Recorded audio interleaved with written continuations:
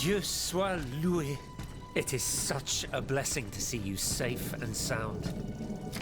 This belongs to you. Bless you, whoever you are.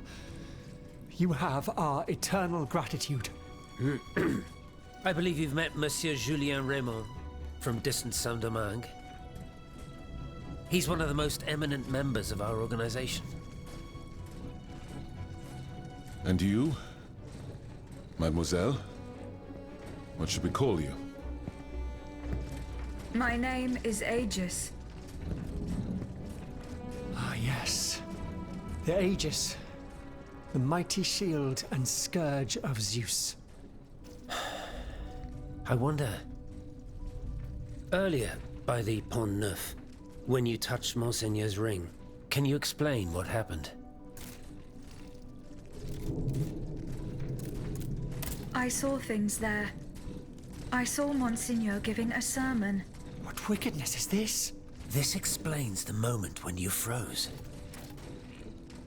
The ring called to me. It compelled me to reach out and take it.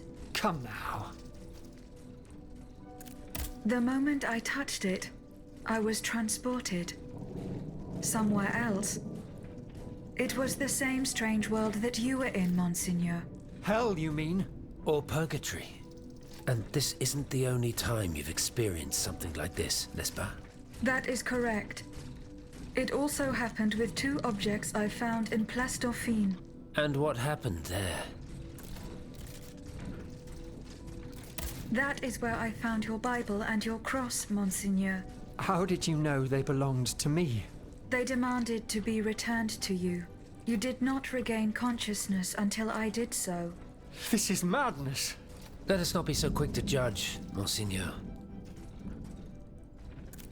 I witnessed the moment when your cross was taken from you. Then I saw you being locked in that box. Eh bien voilà. It is just as I suspected. Here, Aegis, look at this. Over the course of my research, I unearthed this ancient document. I believe I have finally uncovered its meaning. It's a triangle with an identical inscription at each corner. Nemi, memory in ancient Greek. Then, in the center, there is an open eye which symbolizes awakening. Do you understand? The images you saw, Aegis, were Monseigneur de la Far's own memories. 3 echoes of the past tied to personal objects of his. 3 Nemes, memories which some dark alchemy had taken from him. Without them, his mind would have remained lost, incomplete. He would never have regained consciousness. But by returning these 3 objects to him, Aegis, you were able to save his immortal soul.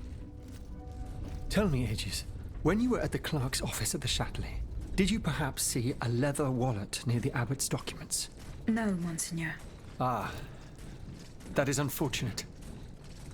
Most unfortunate.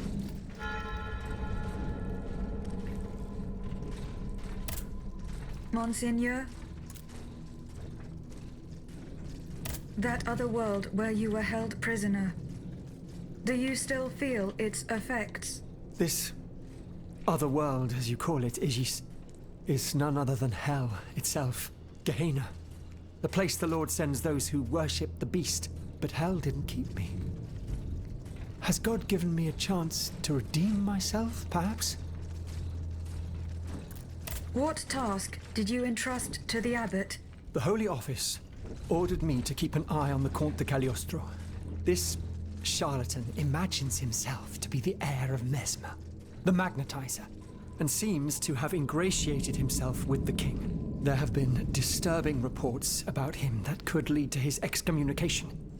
It is said that he can make the dead speak. Can you imagine? I asked the abbot to investigate the surroundings of Eugène de Vaucanson's workshop, where the Count had been seen coming and going for several weeks. I cannot disclose the details of what he discovered there, but it may well be related to the events that have plunged Paris into mourning. I bid you farewell, Monseigneur. Wait just a moment, s'il vous plaît. You are one of Cagliostro's creatures, are you not? What do you mean? When did you... awaken. I do not understand, Monseigneur. Well, that is to say, you talk, you think, you seem to act with some sort of free will. This was not always the case, that much is clear. You must agree that not all automates are as sophisticated as yourself. I'm attempting to unravel the mystery of your true nature. Tell me, what are your very first memories? That is a question I am unable to answer. How strange. In that case, you must surely be able to tell me who taught you what you know. What I know, Monseigneur? How can I put it in a way that you'll understand? For example, you call me Monseigneur. How do you know that this is how one addresses a member of the clergy of my rank? I cannot explain it. I believe... Go on, Aegis. I believe that this knowledge is not mine. Well, I never. Did you hear that, Abbot? I caught every word, mon ami.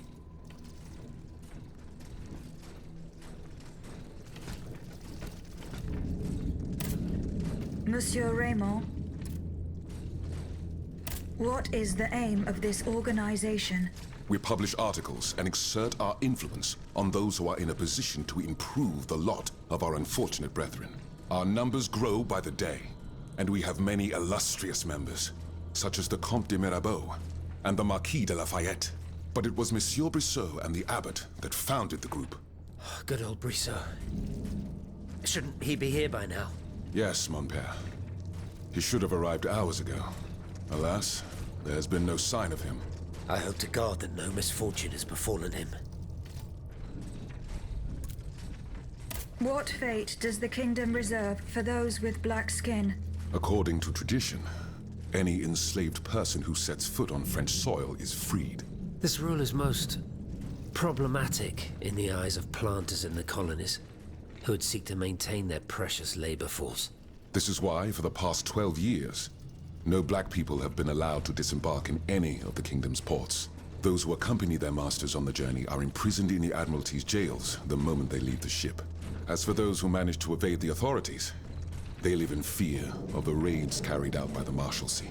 Are you not subject to these laws, Monsieur Raymond? I am fortunate enough to have been born a subject of the king through my father, and also to have received an education, and to be wealthy. Naturally, that makes all the difference. You are quite a long way from home, Monsieur Raymond. I haven't been back to Saint-Domingue in nearly 5 years. I left my most trusted men in charge of overseeing my indigo plantation. I came to France with the aim of having an audience with the king. I hoped to convince him to use his automats for agricultural work. I was of the belief that this was the best way to ease the suffering of our enslaved brethren. Alas, it was all for naught. I was only able to get an audience with the Minister of the Navy, and even that was granted reluctantly.